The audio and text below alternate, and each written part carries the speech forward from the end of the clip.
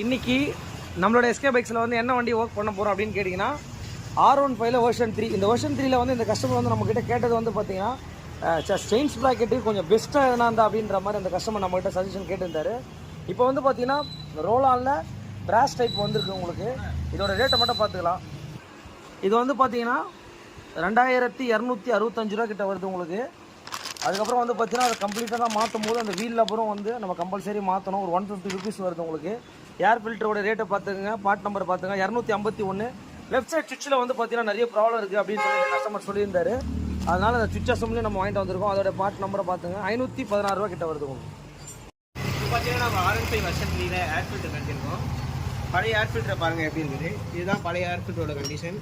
இது வந்து நம்ம நியூவாக போகிற ஏர் ஃபில்ட்ரு. எப்போவுமே 10,000 கிலோமீட்டருக்கு ஒரு வாட்டி ஏர் ஃபில்டரை கண்டிப்பாக மாற்றி ஆகணும். ஏர் ஃபில்ட்ரு ப்ளஸ் ஃபால்ட்டு கண்டிப்பாக மாற்றி ஆகணும். நம்ம இந்த R15 எல்லாம் மாட்டிடலாமாப்பா? மாட்டிடலாம். ஓகே, சென்டர் ஸ்டாண்ட் போடுப்பா.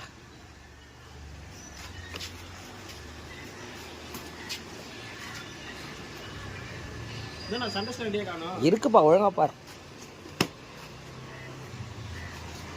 இல்லையா? என்னப்பா ஸ்டாண்ட் கிடையாதா? சைடு ஸ்டாண்ட் மட்டும் தான். எங்கன்னா அப்போ எப்படி தான் மாட்டுறது? மாட்டுவோம். சரி, ஓகே. இது பார்த்தீங்கன்னா வண்டியிலேருந்து கைட்ல செய்யுது. இது வந்து ரோலானில் பிராஸ்னு ஒரு மாடல். இது ஃபுல் கோல்டு ஃபினிஷ்டாக தருவாங்க. பார்த்துக்கிட்டேன் எனக்கு ஒரு ஆசைண்ணே. என்ன ஆசைப்பா? இதே மாதிரி கோல்டில் கைத்தில் பண்ணணும்னு ஒரு ஆசையாக இருக்குண்ணே. இந்த மாதிரியா? எப்பா ஆசைப்படலாம்ப்பா, ஆனால் பெருசாக ஆசைப்படுற தப்பு இல்லை. அதுக்கு நீ நிறைய உழைக்கணும். உழைச்சா ஒரு நாள் கன்ஃபார்மாக போடுவேன். முன்னேறுவோம். நம்மளுடைய எஸ்கே பைக்ஸில் வந்து என்ன ஒர்க் வந்ததுன்னா, இந்த யமகா வந்து பார்த்தீங்கன்னா நம்மக்கிட்ட ஒரு ஒர்க்குக்காக சொல்லியிருந்தாங்க.